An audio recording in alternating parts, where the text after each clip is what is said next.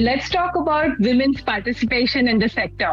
How can we boost the participation, whether as owners or as employees? It is interesting that you bring this up, because if you look at the research, empirical evidence globally, wherever women have participated, these enterprises have actually performed better than most of the other enterprises. And it's, most often these facts are overlooked, unfortunately.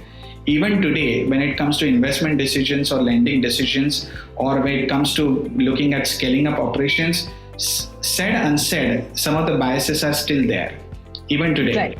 And that's unfortunate, right? So when one wants to increase the women participation, one has to look at simply the data. So firstly, they are better performing. Secondly, we have found that the longevity of the women-owned businesses, actually, they are more stable. So if you look at the history of businesses in 1950s and 60s and 70s, the average lifespan of an enterprise was over 70 years. Today, it is 13 years, only 13. Oh. What that means is that the longevity of the organizations is in trouble. Most of these organizations are owned by men.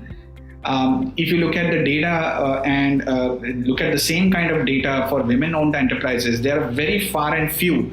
But those women-owned enterprises have sustained better because there is a better stability at the management level. Women, I believe, are able to balance both logic and emotions very well. And I believe that women will be able to look at development of the talent very well, which is an incredibly important ingredient for success, right?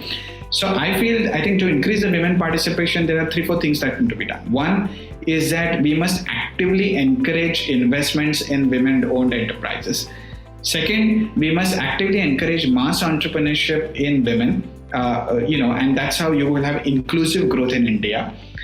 Third, we must encourage, for the time being, to look at a little more subsidized environment when one is looking at promoting women-owned businesses, or wherever there are women as beneficiaries. Because once you have that gender equity, not necessarily in terms of looking at overlooking the merit, but considering the merit and ensuring that there is a gender equity in making sure that these their businesses are promoted, will go a long way in the long run, right? It's very, very important. And I think finally it boils down to changing the gender attitudes in the adolescent age. One of the companies where I'm a board member at, it's a startup which basically changes the gender attitudes in adolescent ages, right?